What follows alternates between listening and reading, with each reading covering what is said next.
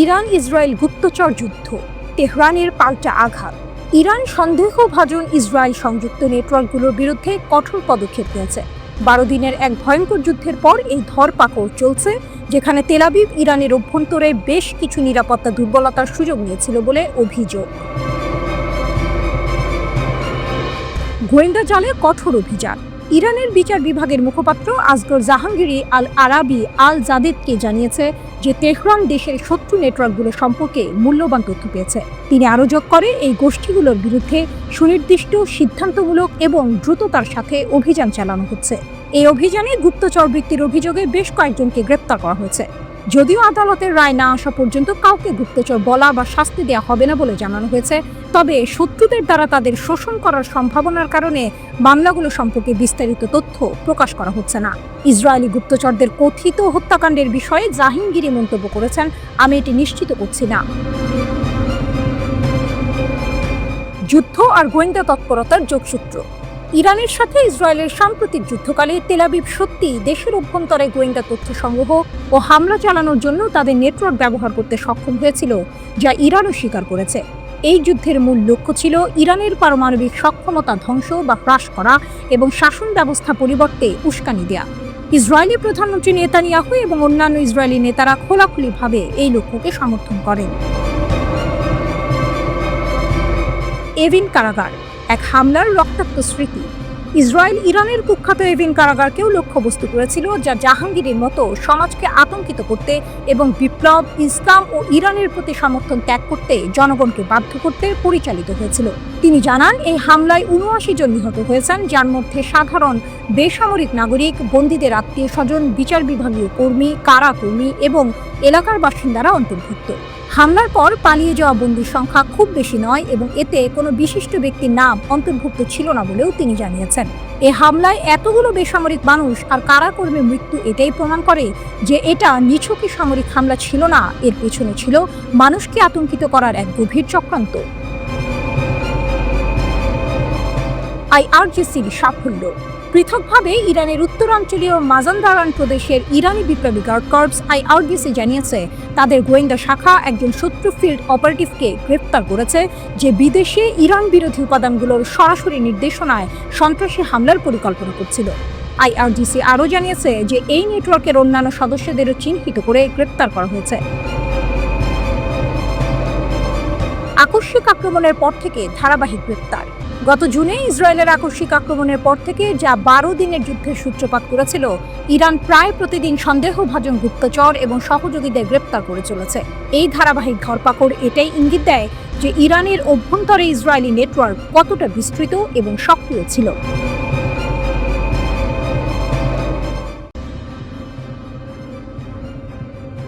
বিশ্বজুড়ে গোপন চীনা অস্ত্রের বাজার, নীরব খেলোয়াড় বেইজিং। ইউক্রেন যুদ্ধকে বলা হচ্ছে বিশ্বের প্রথম ড্রোন যুদ্ধ, আর এর ফুটেজ সব কথা বলে দেয়।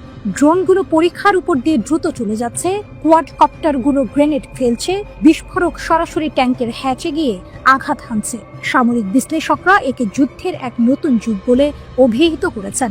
ইউক্রেন গ্রাহক ড্রোন নিয়ে বেশ উন্নতি করেছিল এবং ইউরোপীয় সরবরাহকারীদের সাথে চুক্তি ছিন্ন করেছে, কিন্তু প্রশ্ন হলো, রাশিয়া তার ড্রোনগুলো কোথা থেকে পাচ্ছিল? একটি নতুন তদন্তের উত্তর চমকে দিয়েছে, এর পেছনে আছে চীন। চীনের গোপন ড্রোন ব্যবসা, অ্যারোহিট ও হোটেল রোবোটিক্স। এই ড্রোন বৃদ্ধির পেছনে রয়েছে তুলনামূলকভাবে অস্পষ্ট রাশিয়ান কোম্পানি অ্যারোহিট, কিন্তু এখন দেখা যাচ্ছে প্রতি মাসে হাজার হাজার ফাস্টার সান ভিউ ড্রোন তৈরি হচ্ছে, আর এর মূলে রয়েছে একটি চীনা কোম্পানি হোটেল রোবোটিক্স।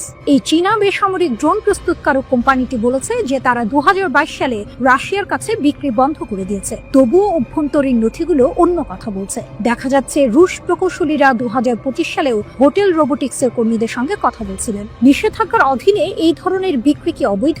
হ্যাঁ, অবশ্যই, কিন্তু এর প্রয়োগ বেশ জটিল, বিশেষ করে মধ্যস্থতাকারীদের কারণে। কিছু যন্ত্রাংশ মালয়েশিয়ার মাধ্যমে আসে, কিছু দুবাইয়ের মাধ্যমে, আবার কিছু কাজাখস্তান বা কিরগিজস্তানের শেল কোম্পানির মাধ্যমে আসে। নিষেধাজ্ঞা সত্ত্বেও চীনা কোম্পানিগুলো যন্ত্রাংশ বিক্রি চালিয়ে যাচ্ছে। ইরানও চীনা অস্ত্রের ক্রেতা, আর এটি কেবল ইউক্রেন যুদ্ধে সীমাবদ্ধ নয়। অন্যান্য প্রতিবেদনে বলা হয়েছে ইরানের অস্ত্রাগারেও চীনা অস্ত্র দেখা যাচ্ছে। ইসরায়েলের সঙ্গে 12 দিনের যুদ্ধে ইরান তার অস্ত্রাগারের ঘাটতি অনুভব করছিল। বেইজিং এখন সেই শূন্যস্থান পূরণ করছে। তারা ইরানের কাছে ভূমি থেকে আকাশে নিক্ষেপযোগ্য ক্ষেপণাস্ত্র ব্যাটারি পাঠাচ্ছে। এগুলি অত্যাধুনিক প্রতিরক্ষা ব্যবস্থা না হলেও ইরানের জন্য লক্ষ্য হলো তার বিমান প্রতিরক্ষা ব্যবস্থা জোড়া লাগানো, এবং চীন সেই প্রক্রিয়ায় সহায়তা করছে। ইরান কিভাবে এর জন্য অর্থ পরিশোধ করছে? প্রতিবেদনগুলি ইঙ্গিত দেয় যে তারা অস্ত্রের বিনিময়ে তেল বিক্রি করছে। সুতরাং ইউক্রেন এবং ইরান দুটি ভিন্ন যুদ্ধক্ষেত্রে চীনা অস্ত্র দেখা গেছে।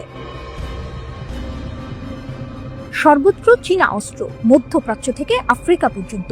আপনি যদি আরো বড় পরিসরে দেখেন তাহলে বুঝতে পারবেন চীনা অস্ত্র প্রায় সর্বত্রই রয়েছে। গাজায় চীনা ট্যাঙ্ক বিরোধী ক্ষেপণাস্ত্র দেখা গেছে। সিরিয়া এবং লিবিয়ায় বিদ্রোহী গোষ্ঠীগুলোর কাছেও চীনা তৈরি বিমান বিরোধী অস্ত্র রয়েছে।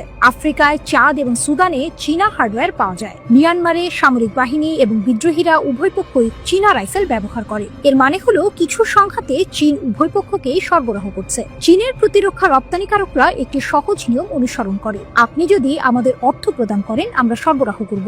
আর এই নীতি কর্তৃত্ববাদী শাসন এবং অর্থের সংকটে থাকা সরকারগুলোর কাছে খুবই আকর্ষণীয়। এই সরবরাহগুলির বেশিরভাগই গোপনীয়, হয় তৃতীয় পক্ষের ডিলার বা শেল কোম্পানিগুলোর মাধ্যমে সম্পন্ন হয়। চীনা অস্ত্রের মান এবং বৈশ্বিক কৌশল। কিন্তু এখানে সবচেয়ে বড় প্রশ্ন হলো, এই অস্ত্রগুলো কি ভালো? এর উত্তর নির্ভর করে আপনি কাকে জিজ্ঞাসা করছেন তার উপর। চীন প্রায়শই যাকে রপ্তানি রূপ বলে তা সরবরাহ করে। এগুলি তাদের প্রধান অস্ত্রের কম উন্নত সংস্করণ, সস্তা এবং প্রচুর, তবে নির্ভরযোগ্যতা একটি সাধারণ অভিযোগ। এই চীনা অস্ত্রগুলোর সমস্যা রয়েছে। নাইজেরিয়ান সৈন্যরা তাদের চীনা ট্যাঙ্কগুলো ভেঙে যেতে দেখেছে। কিছু ক্ষেত্রে ক্লায়েন্টরা রাশিয়ান বা এমনকি পশ্চিমাদের কাছে ফিরে গেছে। কাগজে কলমে চীন বিশ্বের 4র্থ বৃহত্তম অস্ত্র রপ্তানিকারক। মার্কিন যুক্তরাষ্ট্র, রাশিয়া এবং ফ্রান্সের পরে 4র্থ স্থানে রয়েছে।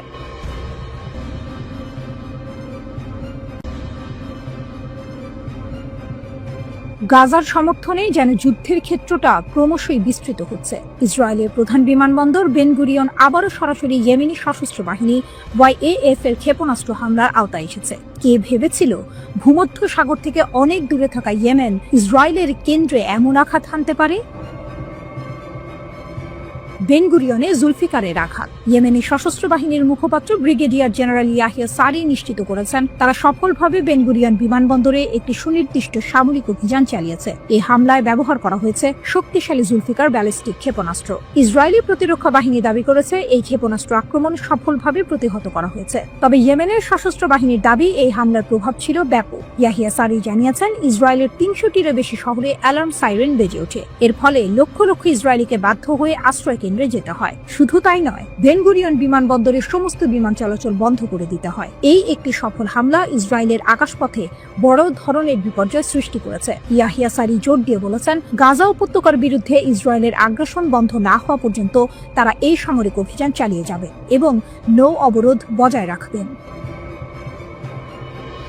নৌ অবরোধ সাগরে এক নতুন অধ্যায়। ইসরায়েলি সশস্ত্র বাহিনী শুধু আকাশপথেই সীমাবদ্ধ থাকেনি, সাগরেও তারা ইসরায়েলের বিরুদ্ধে কঠোর পদক্ষেপ নিয়েছে। এই অভিযানের অংশ হিসেবে তারা উম্মে আল রাশরাশ বন্দরের দিকে যাওয়া ইটার্নিটি সি নামের একটি জাহাজ ডুবিয়ে দিয়েছে। ইয়েমেনি নৌবাহিনী জাহাজ ডোবানোর সেই ফুটেজও প্রকাশ করেছে। কিন্তু এখানেই আছে এক চমক। ইয়েমেনি সামরিক কর্তৃপক্ষ জানিয়েছে জাহাজটিকে ডুবিয়ে দেওয়ার সময় তারা জাহাজের ক্রুদের সাথে যোগাযোগ করেছিল। ফুটেজে দেখা যায় নৌ অপারেটররা জাহাজের ক্যাপ্টেনকে আশ্বস্ত করছেন যে উদ্ধারকারী নৌকা আসছে এবং ক্রুদের নিরাপত্তা নিশ্চিত করা হয়েছে। এটি এক অদ্ভুত বৈপরীত্য। একদিকে কঠোর অবরোধের অংশ হিসেবে জাহাজ ডুবিয়ে দেওয়া হচ্ছে, অন্যদিকে মানবিকতার খাতিরে ক্রুদের জীবন বাঁচানোর চেষ্টা করা হচ্ছে। এটি ইয়েমেনি সশস্ত্র বাহিনীর কয়েকদিনের মধ্যে ডুবিয়ে দেওয়া দ্বিতীয় জাহাজ। এর আগে লোহিত সাগরে ম্যাজিক 6 নামের আরেকটি জাহাজকেও ড্রোন এবং ক্ষেপণাস্ত্র দিয়ে লক্ষ্য করে ডুবিয়ে দেওয়া হয়েছিল। ইয়েমেনের এই পদক্ষেপ স্পষ্ট করে যে তারা কেবল গাজার সমর্থনে সামরিক অভিযান চালাচ্ছে না, বরং ইসরায়েলের উপর চাপ সৃষ্টি করতে তারা কৌশলগতভাবে অত্যন্ত গুরুত্বপূর্ণ লক্ষ্যবস্তু বেছে নিচ্ছে। তাদের এই চলমান প্রতিরোধ ইসরায়েলকে এক নতুন চ্যালেঞ্জের মুখে ফেলেছে। ইয়েমেনের সশস্ত্র বাহিনী ঘোষণা করেছে ইসরায়েল সম্পর্কিত কোম্পানির মালিকানাধীন সব জাহাজ এখন থেকে তাদের বৈধ লক্ষ্যবস্তু। তারা দাবি করে গাজায় আগ্রাসন বন্ধ না হওয়া এবং অবরোধ না ওঠা পর্যন্ত ইসরায়েলি নৌ চলাচল বন্ধ রাখতে প্রতিশ্রুতিবদ্ধ। ইয়েমেনের এই নতুন সক্ষমতা ইসরায়েলি দখলদারের জন্য একটি বড় সংকেত, যা ইঙ্গিত দেয় এই অঞ্চলে ইসরায়েলের ক্ষমতা ক্রমেই সীমিত হচ্ছে এবং তারা প্রতিরোধ অক্ষের চাপের মুখে পড়েছে। রাজনৈতিক বিশ্লেষকদের মতে ইয়েমেনের সাম্প্রতিক সামরিক সক্ষমতা ও দৃঢ়তা স্পষ্ট করে যে ইরানের প্রতিরোধ অক্ষের হাতে এখনো শক্তিশালী কার্ড রয়েছে, যা এখনো পুরোপুরি খেলা হয়নি।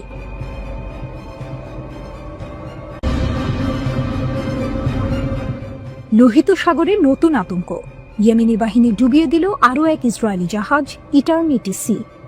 বারবার সতর্ক করা হয়েছিল, কিন্তু কোনো কাজ হয়নি। অবশেষে ইয়েমেনি সশস্ত্র বাহিনী তাদের প্রতিশ্রুতি রাখল এবং ইটারনিটি সি নামের একটি জাহাজকে ডুবিয়ে দিয়েছে, যা ইসরায়েলি বন্দরে যাচ্ছিল। এটি ইসরায়েল সম্পর্কিত জাহাজ চলাচলের বিরুদ্ধে ইয়েমেনের কঠোর অবস্থানের এক জ্বলন্ত প্রমাণ। ইটারনিটি সি ডুবে যাওয়ার নেপথ্যে ইয়েমেনি সশস্ত্র বাহিনী ঘোষণা করেছে তারা একটি নৌ সামরিক অভিযান চালিয়েছে। এই অভিযানের লক্ষ্য ছিল পণ্যবাহী জাহাজ ইটারনিটি সি, যা অধিকৃত ফিলিস্তিনের উম্মে আল রাশ বা ইলাত বন্দরের দিকে যাচ্ছিল। আক্রমণে একটি ড্রোন নৌকা এবং 6টি ক্রুজ ক্ষেপণাস্ত্র ব্যবহার করা হয়েছিল, যা আধুনিক নৌযুদ্ধের এক নতুন মাত্রা যোগ করেছে। ইয়েমেনি সশস্ত্র বাহিনীর মুখপাত্র ব্রিগেডিয়ার জেনারেল ইয়াহিয়া সারি এক বিবৃতিতে জানিয়েছেন, জাহাজটি ইয়েমেনি নৌবাহিনীর বারবার সতর্কতা উপেক্ষা করেছিল। ইসরায়েলি অধিকৃত ফিলিস্তিনের বন্দরে প্রবেশ নিষিদ্ধ থাকা সত্ত্বেও এটি সেই দিকেই যাচ্ছিল। ফলস্বরূপ জাহাজটি আঘাত হানে এবং পরবর্তীতে সম্পূর্ণভাবে ডুবে যায়। তবে একটি আশার খবর হলো, বিবৃতিতে নিশ্চিত করা হয়েছে জাহাজের ক্রুদের সকল সদস্যকে উদ্ধার করা হয়েছে, তাদের চিকিৎসা সেবা দেওয়া হয়েছে এবং নিরাপদ স্থানে স্থানান্তর করা হয়েছে। পুরো অপারেশনটি অডিও এবং ভিডিও ফুটেজ সহ সম্পূর্ণরূপে নথিভুক্ত করা হয়েছে, যা তাদের দাবিকে আরও জোরালো করেছে। ইয়েমেনি সশস্ত্র বাহিনী এই অভিযানকে ফিলিস্তিনি জনগণ এবং তাদের প্রতিরোধকে সমর্থন করার জন্য তাদের চলমান প্রচেষ্টার অংশ হিসেবে বর্ণনা করেছে। তারা দৃঢ়ভাবে ঘোষণা করেছে যে লোহিত ও আরব সাগরে ইসরায়েলি নৌযান চলাচল ব্যাহত করতে তারা সব ধরনের পদক্ষেপ নিতে থাকবে। তারা ইসরায়েলি দখলদারিত্বের সাথে সহযোগিতা করা আন্তর্জাতিক কোম্পানি এবং সরকারগুলিকে পুনরায় সতর্ক করেছে। তারা বেসামরিক নিরাপত্তার জন্য তাদের উদ্বেগের ওপর জোর দিয়েছে এবং পরিষ্কারভাবে জানিয়ে দিয়েছে যে বারবার সতর্কীকরণ উপেক্ষা করার ফলেই এই জাহাজটিকে লক্ষ্যবস্তু করা হয়েছে। দ্বিতীয় জাহাজ ডোবানোর ঘটনা। এই ঘটনাটি কয়েকদিনের মধ্যে ইয়েমেনি সশস্ত্র বাহিনী কর্তৃক ডুবিয়ে দেয়া দ্বিতীয় জাহাজ। এর আগে তারা 2টি ড্রোন নৌকা, 5টি ব্যালিস্টিক ও ক্রুজ ক্ষেপণাস্ত্র এবং 3টি ড্রোন ব্যবহার করে লোহিত সাগরে ম্যাজিক সিজ জাহাজটিকে লক্ষ্য করে। সেই জাহাজটিও সরাসরি আঘাত হানে এবং সম্পূর্ণরূপে ডুবে যায়। এই দুটি ঘটনা প্রমাণ করে ইয়েমেন কেবল মুখে বলছে না, তারা কার্যকর পদক্ষেপও নিচ্ছে। বিবৃতিতে আরও জোর দেওয়া হয়েছে যে সানার অবস্থানের মূল লক্ষ্য হল ইহুদিবাদী সত্তা এবং তার মিত্রদের গাজার উপর থেকে অবরোধ তুলে নিতে এবং তাদের আগ্রাসন বন্ধ করতে বাধ্য করা। বিবৃতিতে নিশ্চিত করে বলা হয়েছে যে ফিলিস্তিনি উদ্দেশ্য এবং এর রক্ষকদের সমর্থনে সামরিক অভিযান অব্যাহত থাকবে এবং আরও তীব্র হবে। এই ঘটনাগুলি আঞ্চলিক ভূ রাজনৈতিক পরিস্থিতিতে নতুন করে উত্তেজনা সৃষ্টি করেছে। লোহিত সাগরের নিরাপত্তা এখন এক বড় প্রশ্নবোধক চিহ্নের মুখে। আন্তর্জাতিক বাণিজ্য রুটে এই ধরনের হামলা বৈশ্বিক অর্থনীতিতে কি প্রভাব ফেলবে সেটাই এখন দেখার বিষয়। ইয়েমেনের এই পদক্ষেপগুলো কি ইসরায়েলকে পিছু হটতে বাধ্য করবে, নাকি সংঘাত আরও বাড়িয়ে তুলবে?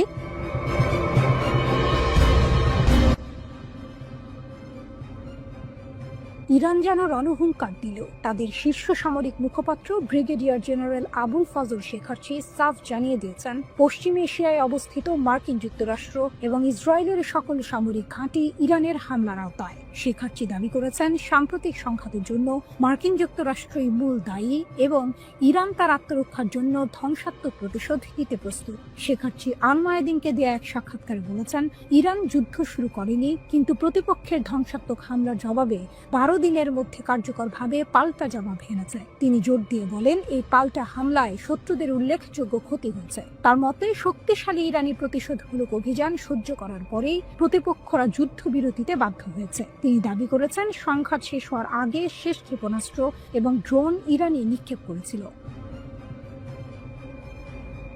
শেখার্চির দাবি অনুযায়ী অসংখ্য ইসরায়েলি সামরিক, নিরাপত্তা এবং গবেষণা কেন্দ্র সম্পূর্ণরূপে ধ্বংস হয়ে গেছে। শুধু তাই নয়, তিনি কাতারের আল উদেইদ বিমান ঘাঁটিতে অবস্থিত মার্কিন বাহিনীর মারাত্মক ক্ষয়ক্ষতির কথাও জানিয়েছেন। সবচেয়ে চমকপ্রদ তথ্য হলো, শেখার্চি বলেছেন শত্রুদের বেশিরভাগ ক্ষয়ক্ষতি কঠোরভাবে গণমাধ্যম থেকে গোপন রাখা হয়েছে। তিনি পশ্চিমা গণমাধ্যমের বিশ্বাসযোগ্যতা নিয়ে প্রশ্ন তুলেছেন এবং চ্যালেঞ্জ করে বলেছেন, শত্রুরা যদি সত্যি গণতান্ত্রিক এবং সৎ হয় তাহলে তাদের ক্ষয়ক্ষতি বিশ্বের কাছে প্রকাশ করতে দিন। তার মতে, ইরানি ড্রোন এবং ক্ষেপণাস্ত্র বিশ্বের সবচেয়ে উন্নত বিমান প্রতিরক্ষা ব্যবস্থাকেও ভেদ করতে সক্ষম হয়েছে এবং ইসরায়েলের আকাশসীমা আমাদের কাছে হয়েছে। শেখার্চি নিশ্চিত করেছেন, ইরানের অনেক হামলা কৌশলগত লক্ষ্যবস্তুতে আঘাত হেনেছে এবং তেহরানের কাছে এখনো আরো অনেক কৌশলগত লক্ষ্যবস্তু রয়েছে। তিনি বলেছেন, আঘাতপ্রাপ্ত লক্ষ্যবস্তুর প্রকৃতির কারণে শত্রুদের মনোবল ভেঙে পড়েছে। তার দাবি, ইসরায়েলি সামরিক বাহিনীকে নিজেদের আশ্রয় কেন্দ্রে ফিরে যেতে হয়েছে, সাধারণ বসতি স্থাপনাকারীরা নয়। এছাড়াও তিনি প্রকাশ করেছেন যে ইরানি বাহিনী অনেক মার্কিন ও ইসরায়েলি ড্রোন ভূপাতিত করেছে। শেখার্চি স্পষ্টভাবে সতর্ক করেছেন, ইরান যে কোনো নতুন আগ্রাসনের প্রচেষ্টার বিরুদ্ধে ধ্বংসাত্মক শক্তির সাথে প্রতিক্রিয়া জানাতে দৃঢ় প্রতিজ্ঞ। তিনি আবারও জোর দিয়ে বলেছেন, পশ্চিম এশিয়ায় অবস্থিত মার্কিন ও ইসরায়েলি ঘাঁটিগুলো ইরানের ফায়ার রেঞ্জের মধ্যে। শেখার্চি মার্কিন যুক্তরাষ্ট্র, ইসরায়েল এবং তাদের সমর্থকদের যুদ্ধবিরতি লঙ্ঘনের বিরুদ্ধে কঠোর হুঁশিয়ারি দিয়েছেন। তিনি বলেছেন, যে কোনো ভুলের জবাব বিধ্বংসী হবে এবং ইরানের প্রতিশোধ আগের চেয়েও বেশি ধ্বংসাত্মক হবে, যেখানে নতুন এবং অপ্রত্যাশিত সামরিক কৌশল ব্যবহার করা হবে। তিনি স্পষ্ট করে বলেছেন, যে কোনো ভুল বা আগ্রাসনের ক্ষেত্রে আমরা সমস্ত লাল রেখা অতিক্রম করব, অর্থাৎ ইরান তাদের সীমা অতিক্রম করতে মোটেই দ্বিধা করবে না। ইরানের প্রতিরক্ষা সক্ষমতা নিয়ে শেখার্চি গর্ব করে বলেছেন, দেশটির উন্নত এবং ধ্বংসাত্মক সামরিক শক্তি রয়েছে। তারা স্বাধীনভাবে অস্ত্র তৈরি করে, দ্রুত আপডেট করে এবং দীর্ঘস্থায়ী সংঘাতে জড়াতে ভয় পায় না। তিনি প্রতিশ্রুতি দিয়েছেন, আমাদের বিজ্ঞানী এবং প্রকৌশলীরা বিদেশি সহায়তা ছাড়াই অত্যাধুনিক অস্ত্র তৈরি করতে পারেন এবং ইরানের অস্ত্রাগার যে কোনো সংঘাতের ফলাফল পরিবর্তন করতে পারে। মার্কিন যুক্তরাষ্ট্রকে হুঁশিয়ারি দিয়ে তারা বলেছেন, তারা যে কোনো আগ্রাসনের প্রতিক্রিয়ায় ইরানের তিক্ততার স্বাদ পাবে।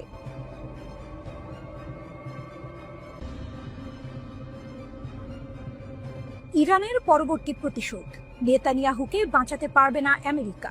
ইরানের সামরিক প্রধান major general Abdur Rahim Musavi ইসরায়েলের আগ্রাসনের বিরুদ্ধে প্রতিশোধ নেওয়ার প্রতিশ্রুতি দিয়েছেন। তার মতে, এই প্রতিশোধ এতটাই ভয়াবহ হবে যে আমেরিকা ও ইসরায়েলি প্রধানমন্ত্রী বেনিয়ামিন নেতানিয়াহুকে বাঁচাতে পারবে না, যিনি তেল আবিবের বিরুদ্ধে সাম্প্রতিক যুদ্ধের নির্দেশ দিয়েছিলেন। তেহরানে এক অনুষ্ঠানে মুসাভি বলেন, ইরানের সর্বোচ্চ নেতা আয়াতুল্লাহ সাইয়েদ আলী খামেনির নির্দেশ অনুসারে এই প্রতিশোধের পরিকল্পনা করা হয়েছে।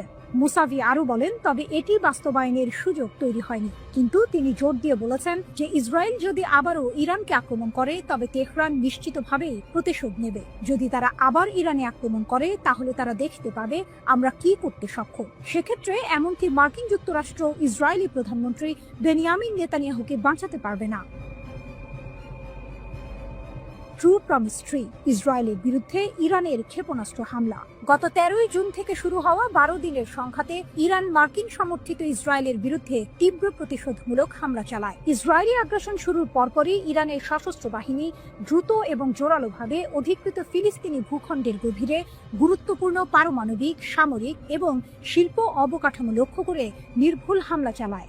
অপারেশন ট্রু প্রমিস ট্রি এর অংশ হিসেবে ইরান শত শত ব্যালিস্টিক ক্ষেপণাস্ত্র ব্যবহার করে। এর মধ্যে ছিল সুপারসনিক ক্ষেপণাস্ত্র, পাশাপাশি অসংখ্য ড্রোন। এই হামলাগুলো ইসরায়েলের অর্থনৈতিক কেন্দ্র তেল আবিব, সবচেয়ে গুরুত্বপূর্ণ গভীর সমুদ্র বন্দর হাইফা এবং আধুনিক উন্নয়ন ও প্রযুক্তি কেন্দ্র বীর সেবাকে লক্ষ্য করে চালানো হয়েছিল। যুদ্ধবিরতি ও মার্কিন যুক্তরাষ্ট্রের ভূমিকা। ইরানের অবিরাম পাল্টা হামলা ইসরায়েল সরকার অভিভূত হয়ে পড়ে এবং যুদ্ধবিরতি চাইতে বাধ্য হয়। যদিও মার্কিন যুক্তরাষ্ট্রের কিছু উন্নত ক্ষেপণাস্ত্র ব্যবস্থা, ইরানি ক্ষেপণাস্ত্র এবং মনুষ্যবিহীন বিমানবাহী যান প্রতিহত করার জন্য ইসরায়েলের অস্ত্রাগারে যোগ দিয়েছিল, তবুও পরিস্থিতি সামাল দেওয়া কঠিন হয়ে পড়েছিল। যুদ্ধের শেষের দিকে ইসরায়েলের সাহায্যের আবেদনে সাড়া দিয়ে যুক্তরাষ্ট্র নিজেও হামলায় যোগ দেয়, কিন্তু তারপরেও যুদ্ধবিরতির আহ্বান জানানো হয়। মুসাভি উল্লেখ করেছেন যে ইরানের প্রতিক্রিয়ায় একটি প্রাথমিক প্রতিরোধমূলক পর্যায় ছিল যা কঠোরভাবে সম্পন্ন হয়েছিল এবং তারপরে শাস্তিমূলক অভিযান চালানো হয়েছিল। মুসাভি ইরানি জাতিকে অভিনন্দন জানিয়ে বলেন, ইরানের মহৎ জনগণ ঐক্য ও সংহতির সাথে শত্রুর মুখোমুখি দৃঢ়ভাবে দাঁড়িয়েছিল, শত্রুকে তাদের সামনে মাথা নত করতে বাধ্য করেছিল। তিনি আরো বলেন, সশস্ত্র বাহিনী এবং জনগণ উভয়ই যে কোনো নতুন আগ্রাসনের মুখোমুখি হওয়ার জন্য সতর্ক এবং প্রস্তুত। ইরানি সামরিক প্রধানের মতে, ইরানের প্রতিপক্ষদের জানা উচিত যে ইরানি জাতি সহজে তার মর্যাদা এবং স্বাধীনতা অর্জন করতে পারেনি। শিশু হত্যাকারী সন্ত্রাসীদের তাদের জায়গায় স্থাপন না করা পর্যন্ত তারা বিশ্রাম নেবে না। তিনি জাতিকে রক্ষা করার জন্য সশস্ত্র বাহিনীর নিষ্ঠার উপর জোর দিয়ে বলেন, নিশ্চিত থাকুন, আমরা আমাদের প্রিয় শহীদদের মর্যাদা ও সম্মানের পতাকা আমাদের শেষ রক্তবিন্দু পর্যন্ত উঁচুতে রাখব।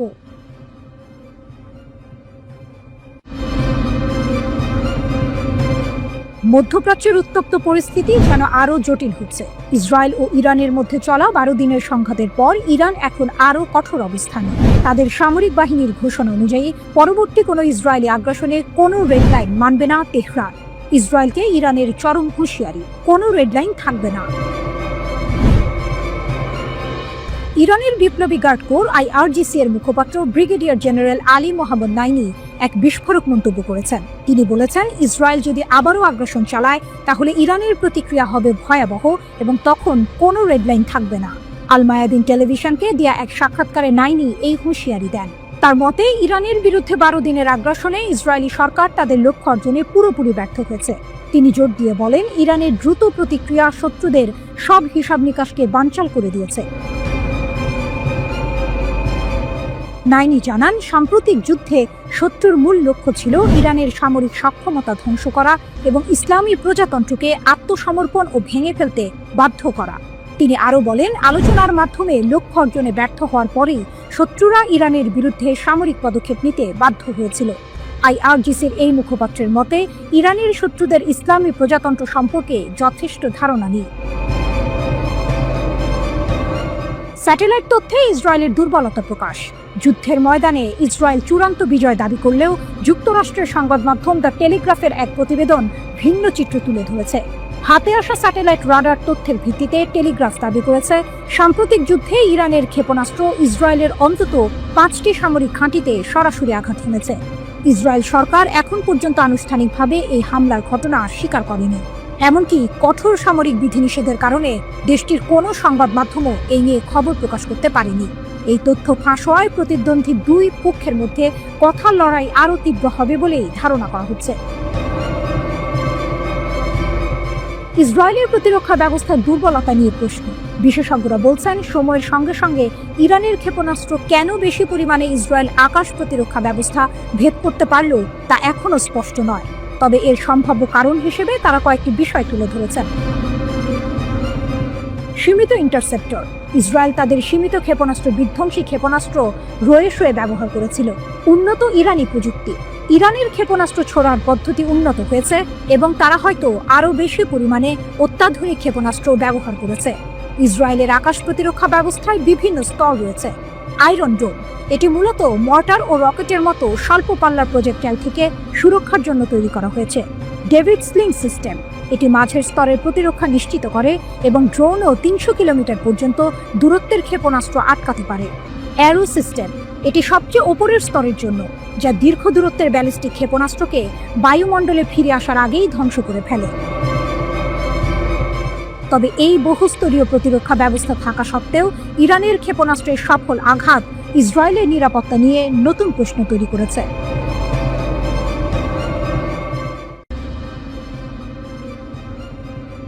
মধ্যপ্রাচ্যের ভূ রাজনীতিতে প্রতিটি সংকটই যেন নতুন কোনো সুযোগের জন্ম দেয়। ইসরায়েল ইরান সংঘাতও এর ব্যতিক্রম নয়। আপাত দৃষ্টিতে এই যুদ্ধ দুই দেশের মধ্যে সীমাবদ্ধ মনে হলেও এর ঢেউ লেগেছে তুরস্কের রাজনীতিতে, যা প্রেসিডেন্ট এরদোয়ানের জন্য বয়ে আনতে পারে এক নতুন রাজনৈতিক সম্ভাবনার দুয়ার। ইসরায়েলের আগ্রাসন ও তুরস্কের জনগণের উদ্বেগ, এরদোয়ানের নতুন সুযোগ। ইসরায়েল শুধু ইরানের ওপর আক্রমণই করেনি, এটি ছিল তাদের সামরিক শক্তির এক বিশাল প্রদর্শনী। কিন্তু এই প্রদর্শন তুরস্কের নাগরিকদের মনে গভীর উদ্বেগের জন্ম দিয়েছে। পশ্চিমাদের নিষেধাজ্ঞায় জর্জরিত এবং দরিদ্র হওয়া সত্ত্বেও তুর্কিদের কাছে ইরান একটি স্থিতিশীল দেশ। তাছাড়া ইরানিদের রয়েছে এক সমৃদ্ধ প্রাচীন ইতিহাস ও সাহিত্য সম্ভার, এবং তুর্কিরা পশ্চিমা আধিপত্যের বিরুদ্ধে ইরানিদের প্রতিরোধ ও তাদের ধর্মীয় নেতৃত্বের প্রতি আস্থাকে সম্মান করে। ইরাক বা লেবাননের ওপর হামলার চেয়ে ইরানের ওপর ইসরায়েলি হামলার ঘটনা তুরস্কে ভিন্নভাবে প্রতিক্রিয়া সৃষ্টি করেছে। তুর্কিরা এখন মনে করছে ইসরায়েলের আসলে আরও বড় উদ্দেশ্য রয়েছে, যেমন বৃহত্তর ইসরায়েল গঠন এবং আঞ্চলিক আধিপত্য বিস্তার। এর ফলে তুরস্কের নাগরিকদের মধ্যে এই বিশ্বাস দানা বাঁধছে যে তুরস্কই হতে পারে ইসরায়েলের পরবর্তী লক্ষ্য। ইরানে হামলার পর তুর্কিদের রাজনৈতিক মতাদর্শ নির্বিশেষে সবার প্রথম ও প্রধান উদ্বেগ তৈরি হয়েছে তুরস্কের নিজস্ব প্রতিরক্ষা ব্যবস্থার বর্তমান অবস্থা নিয়ে। সামাজিক যোগাযোগ মাধ্যমে বারবার প্রশ্ন উঠছে, তুরস্কের ক্ষেপণাস্ত্র কর্মসূচির কি অবস্থা? আমাদের বিমান প্রতিরক্ষা ব্যবস্থা কি F-35 শনাক্ত করতে পারবে? এই প্রশ্নগুলো ইরান ইসরায়েল যুদ্ধ চলাকালে দৈনন্দিন আলোচনার প্রধান বিষয়বস্তু ছিল। এরদোয়ানের নির্বাচনী কৌশল, প্রতিরক্ষা শিল্পের সাফল্য। তুরস্কের প্রেসিডেন্ট রিসেপ তাইয়েপ এরদোয়ান 2027 সালের প্রেসিডেন্ট নির্বাচনে তৃতীয় মেয়াদে প্রতিদ্বন্দ্বিতা করবেন বলে ধারণা করা হচ্ছে। তুর্কি জনগণের এই প্রশ্নগুলোর উত্তর দেওয়ার জন্য তিনি প্রস্তুত। এরদোয়ান ইতিমধ্যে তুরস্কের প্রতিরক্ষা শিল্পকে অগ্রাধিকার দেয়া এবং এর আন্তর্জাতিক স্বীকৃতি অর্জনের বিষয়ে বেশ সুনাম কুড়িয়েছেন। ইস্তাম্বুলের সাবেক মেয়র এক্রেম দুর্নীতি মামলায় গ্রেপ্তার এবং অর্থনৈতিক সংকটের বাইরে এরদোয়ান যেখানে আত্মবিশ্বাসের সঙ্গে নিজের সাফল্য দেখতে পারেন তা হল নিজস্ব প্রতিরক্ষা শিল্পের বিকাশ। প্রেসিডেন্ট প্রার্থী হিসেবে পুনরায় নির্বাচনী প্রচারাভিযানে নামার ক্ষেত্রে এরদোয়ান ইসরায়েল ও তুরস্কের তুলনামূলক প্রতিরক্ষা বিষয়ক অর্জনগুলোর ওপর জোর দিতে পারেন। 2023 সালে নির্বাচনের আগে তিনি তুর্কি নৌবাহিনীর ফ্ল্যাগশিপ TCG আনাদোলুকে সামনে এনেছিলেন। এই বিশাল জাহাজে সাধারণ তুর্কি নাগরিকদের ওঠার সুযোগ দেওয়া হয়েছিল এবং তারা এর বিশালতা নিয়ে মুগ্ধ হয়েছিলেন। নির্বাচনের মাত্র 34 দিন আগে জাহাজটি সামরিক শক্তিতে যোগ করা হয়, যা এরদোয়ানের জন্য একটি বড় নির্বাচনী কার্ড ছিল।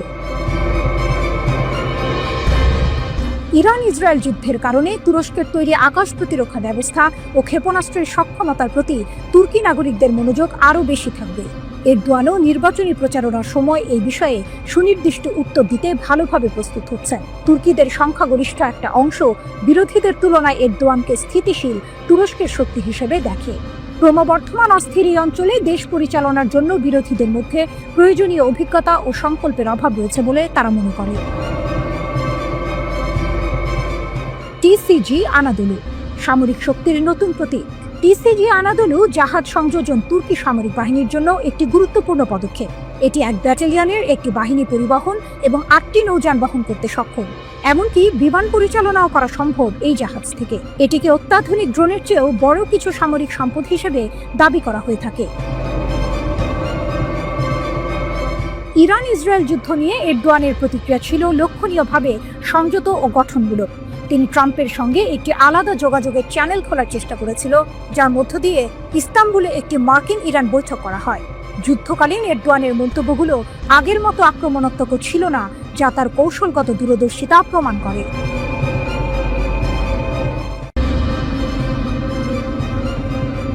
মধ্যপ্রাচ্যের উত্তেজনা যেন থামছেই না।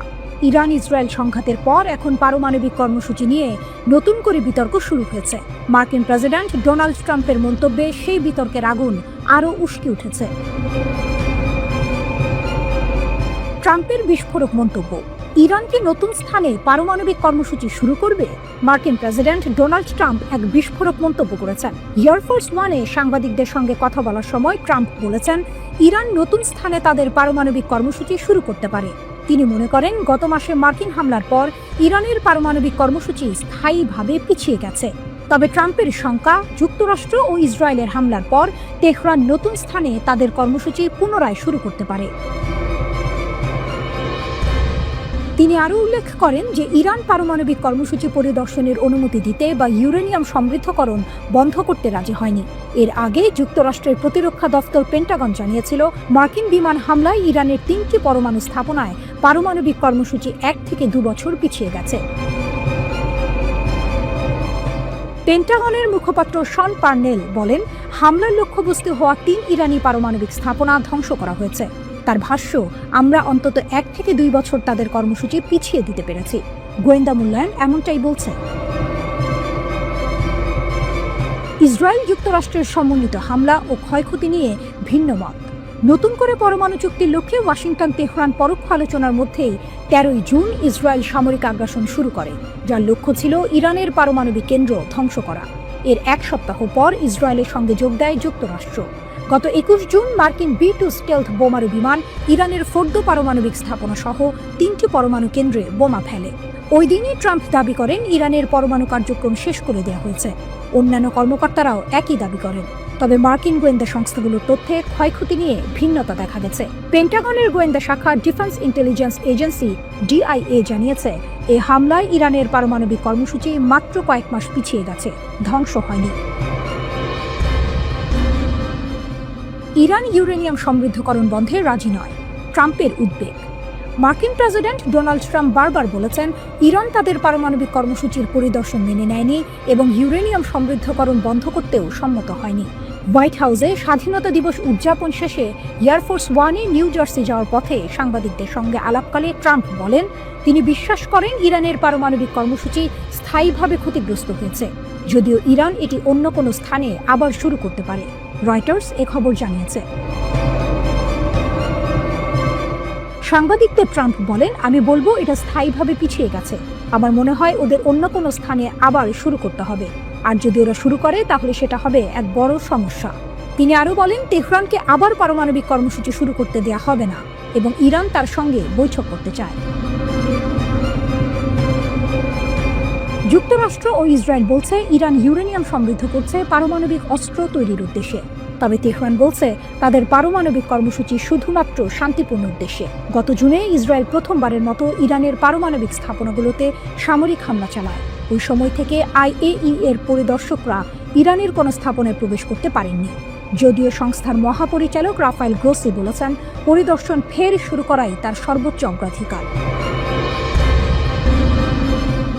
এদিকে ইরানের পার্লামেন্ট একটি আইন পাশ করেছে যেখানে বলা হয়েছে যতক্ষণ না তাদের পারমাণবিক স্থাপনাগুলোর নিরাপত্তা নিশ্চিত হচ্ছে ততক্ষণ IAEA এর সঙ্গে সহযোগিতা স্থগিত থাকবে।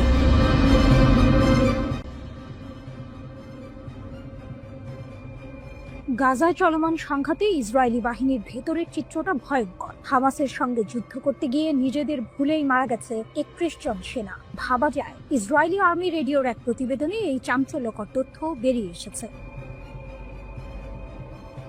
প্রতিবেদনে জানা গেছে 2023 সালের অক্টোবরে গাজায় স্থল অভিযান শুরুর পর থেকে এ পর্যন্ত 440 জন ইসরায়েলি সেনা নিহত হয়েছেন। এর মধ্যে 72 জন মারা গেছেন অভিযান পরিচালনা সংক্রান্ত দুর্ঘটনায়, যা মোট মৃত্যুর প্রায় 16%।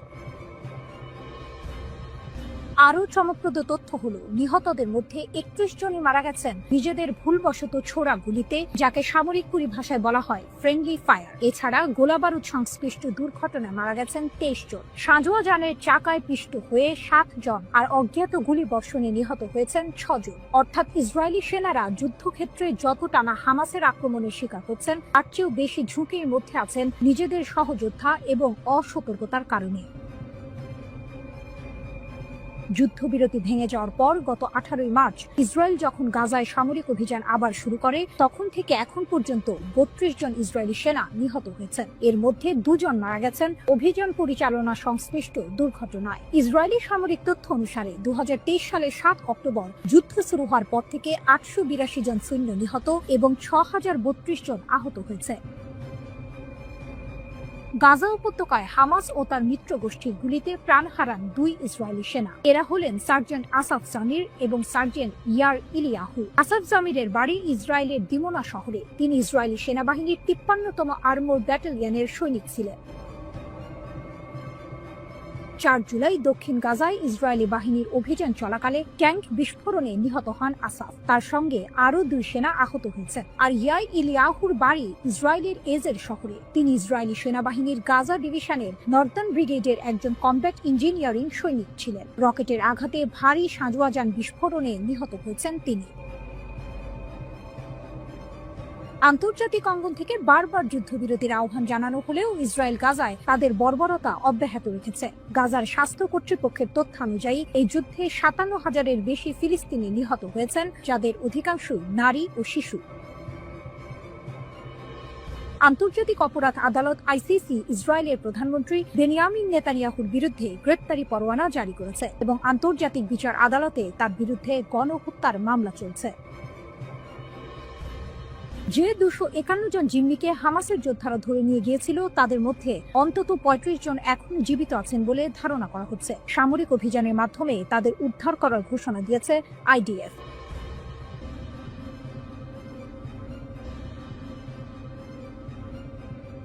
ইসরায়েলের সামরিক ঘাঁটিতে ইরানের ভয়াবহ আঘাত, স্যাটেলাইট তথ্যে চাঞ্চল্যকর মোড়। দীর্ঘ 12 দিনের সংঘাত শেষে ইসরায়েল দাবি করেছিল ইরানের ছোড়া প্রায় 84% ক্ষেপণাস্ত্রই প্রতিহত করা হয়েছে, কিন্তু স্যাটেলাইট চিত্র যেন ভিন্ন গল্প বলছে। টেলিগ্রামের এক প্রতিবেদন অনুযায়ী ওরেগন স্টেট ইউনিভার্সিটির গবেষকদের বিশ্লেষণ করা স্যাটেলাইট চিত্র থেকে জানা গেছে গত মাসে ইরান অন্তত 5টি ইসরায়েলি সামরিক স্থাপনায় সফলভাবে আঘাত হেনেছে। এর মধ্যে রয়েছে উত্তর, মধ্য ও দক্ষিণ ইসরায়েলের গুরুত্বপূর্ণ লক্ষ্যবস্তু, এমনকি একটি গোয়েন্দা তথ্য সংগ্রহ কেন্দ্র এবং একটি লজিস্টিক ঘাঁটিও। রাডার স্যাটেলাইট ডেটা, লুকানো সত্যের উন্মোচন। এক চাঞ্চল্যকর তথ্য উঠে এসেছে রাডার স্যাটেলাইট ডেটার ভিত্তিতে। এই ডেটা ক্ষেপণাস্ত্র হামলার সাথে সামঞ্জস্যপূর্ণ বিস্ফোরণের ক্ষয়ক্ষতি স্পষ্টভাবে চিহ্নিত করেছে। ইসরায়েলি সামরিক বাহিনী কঠোর সেন্সরশিপ আইনের কারণে এই হামলার তথ্য আগে প্রকাশ করেনি। এমনকি যোগাযোগ করা হলে ইসরায়েলি সেনাবাহিনী এই বিষয়ে কোনো মন্তব্য করতে অস্বীকৃতি জানিয়েছে। ইসরায়েলি সামরিক সেন্সরশিপ আইন সক্রিয় সংঘাতের সময় সংবেদনশীল নিরাপত্তা তথ্য প্রকাশে কঠোর বিধিনিষেধ আরোপ করে, যা এই গোপনীয়তার মূল কারণ। বিমান প্রতিরক্ষা ব্যবস্থার দুর্বলতা, কৌশলগত বিপর্যয়। টেলিগ্রাফের প্রতিবেদন আরও বলছে, সংঘাতের প্রথম 8 দিনে ইরানের ক্রমবর্ধমান সংখ্যক ক্ষেপণাস্ত্র ইসরায়েলের বহুল আলোচিত বিমান প্রতিরক্ষা ব্যবস্থায় সফলভাবে প্রবেশ করেছে। বিশ্লেষকরা মনে করছেন সীমিত ইন্টারসেপ্টর ক্ষেপণাস্ত্র সরবরাহ, ইরানের আরও উন্নত প্রযুক্তি অথবা আক্রমণ কৌশলের পরিবর্তনের কারণে এটি ঘটেছে। ইরান ইসরায়েলের বিমান প্রতিরক্ষা ব্যবস্থাকে পরাজিত করার জন্য এক অভিনব কৌশল ব্যবহার করেছে, সমন্বিত ড্রোন এবং ক্ষেপণাস্ত্র হামলা। এই কৌশল অনুযায়ী আত্মঘাতী ড্রোনগুলো প্রথমে নিক্ষেপ করা হয়, যা ইসরায়েলি প্রতিরক্ষা ব্যবস্থাকে ব্যস্ত ও বিভ্রান্ত করে তোলে। যখন প্রতিরক্ষা ব্যবস্থা ড্রোনগুলোকে প্রতিহত করতে ব্যস্ত থাকে, তখন মূল ক্ষেপণাস্ত্রগুলো সফলভাবে লক্ষ্যবস্তুতে আঘাত হানে। নাম প্রকাশ না করার শর্তে টেলিগ্রাফকে একজন জ্যেষ্ঠ ইরানি কর্মকর্তা বলেছেন, এই ড্রোন ব্যবহার ছিল ইসরায়েলি প্রতিরক্ষা ব্যবস্থাকে পরাস্ত করার একটি ইচ্ছাকৃত কৌশল। ড্রোন নিক্ষেপের মূল লক্ষ্য হল তাদের সিস্টেমগুলোকে ব্যস্ত রাখা, ওই কর্মকর্তা বলেন। সংঘাতের অপ্রত্যাশিত বাঁক, ইরানের প্রতিশোধ ও মার্কিন যুক্তরাষ্ট্রের হস্তক্ষেপ। 13 জুন ইসরায়েলি সরকার ইরানের বিরুদ্ধে বেআইনি আগ্রাসন শুরু করে, যার ফলে অনেক জ্যেষ্ঠ কমান্ডার, পারমাণবিক বিজ্ঞানী এবং সাধারণ নাগরিক নিহত হন। এর প্রতিক্রিয়ায় ইরান 24 ঘন্টারও কম সময়ের মধ্যে ক্ষেপণাস্ত্র ও ড্রোন হামলা চালিয়ে প্রতিশোধ নেয়। এরপর ট্রু প্রমিস ট্রি এর অধীনে ধারাবাহিক প্রতিশোধমূলক অভিযান চালানো হয়। যুদ্ধ আরও তীব্র হয় যখন 22 জুন মার্কিন যুক্তরাষ্ট্র ইসরায়েলের পক্ষে যুদ্ধে প্রবেশ করে। মার্কিন বোমারু বিমান আন্তর্জাতিক আইন লঙ্ঘন করে 3টি ইরানি পারমাণবিক স্থাপনায় আঘাত হানে। এর জবাবে ইরান আত্মরক্ষার জন্য কাতারের আল উদেইদ বিমান ঘাঁটিতে ক্ষেপণাস্ত্র হামলা চালায়, যা পশ্চিম এশিয়ার বৃহত্তম মার্কিন সামরিক বিমান ঘাঁটি। অবশেষে যুদ্ধবিধ্বস্ত ইসরায়েলি সরকার 24 জুন একতরফাভাবে একটি যুদ্ধবিরতি চুক্তি মেনে নিতে বাধ্য হয়।